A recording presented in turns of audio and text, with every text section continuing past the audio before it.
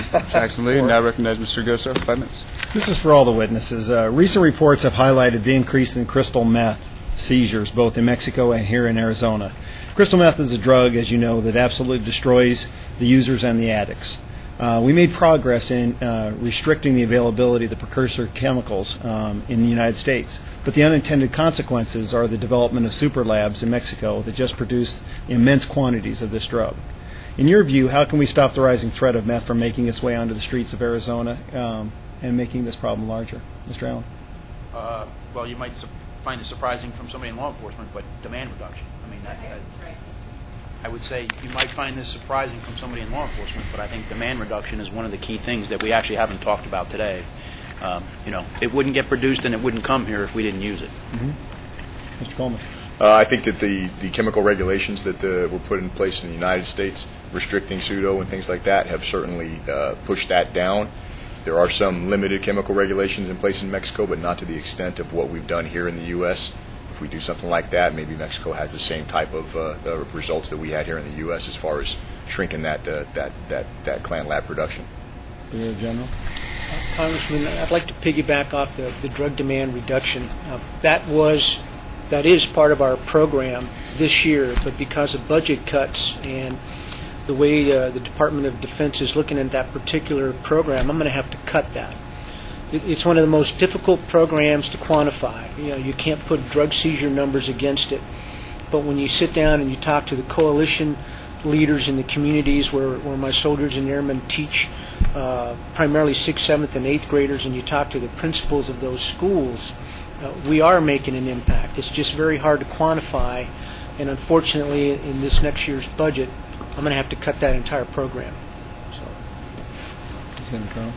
Sir, I would say I would agree with my colleagues that education is obviously a big component of it. Yeah. As you've heard today, enforcement is also a big component, and I think there's a opportunity for some engineering to occur along the border to help make it more secure or restrict some movement along the border as far as methamphetamine and the hard drugs. I would also echo the working with the government of Mexico as far as trying to stem the flow of the chemicals from China and from, I believe, India into Mexico that help fuel those super labs. So work with our friends in Mexico to come up with some type of Mexican law to prevent that or slow that down. Ms. Kenshaw? Yes, sir. The challenges that our country faced from methamphetamine production and abuse in our country in the early 2000s, it was a horrific situation, and you saw federal, state, local, and demand reduction efforts come together, and we changed the what was happening, the threat that we were facing. Currently in our state, we're seeing a decrease in some of the methamphetamine abuse by our children, as recently reported. When I first started in law enforcement, I thought I was going to arrest my way out of the problem, that I was going to arrest every bad guy and we were going to eliminate the drug abuse problem. Well, I've learned through experience and hard knocks that it has to be a coordinated approach between law enforcement, demand reduction, and treatment. And when we work together in collaborative efforts, we do make a difference, as seen in the early 2000s with the threat of methamphetamine.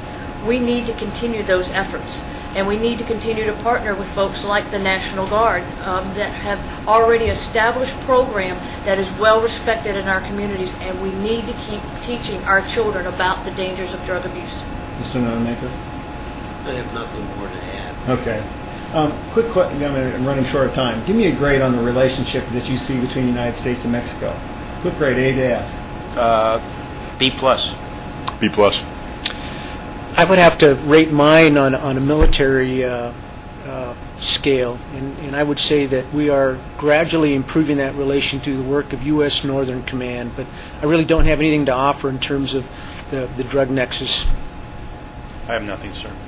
Significant improvement over the years and continue to need to improve. B, C, D? Let's go with a B. One thing that you would ask that we should demand of Mexico in more securing our border. What one thing would you demand? I would say continued development and professionalization of their federal law enforcement organizations. Continued development and professionalization of their federal law enforcement organizations. Continued development of their cooperation with the United States government. Again, for me, sir, it would be more of a military focus, and I would say that we need to continue the ongoing military-to-military engagements that we have going on at this very moment. I would say ditto, and both sides work together to secure the border. Continuing to share intelligence. And technology. Okay, I'm going to leave with one quick comment. I hope that just when we're looking at securing the border, we look outside the realm of just law enforcement. For example, the Santa Cruz Wash is one of the things we tried to highlight. You know, when you're bringing significant infrastructure improvements, we ought to be talking to you folks in regards to how we can utilize those infrastructure projects to make a better deterrent along those ways, and look outside the box there. But I would also say, you know, from natural resources to the gentlelady from Texas, we are very aware of impedances along the border in interdiction with environmental laws. And I think we need to streamline that process accordingly. So with that being said, I thank the chairman for including me in today's hearing. Thank you, Mr. Gosar, and I want to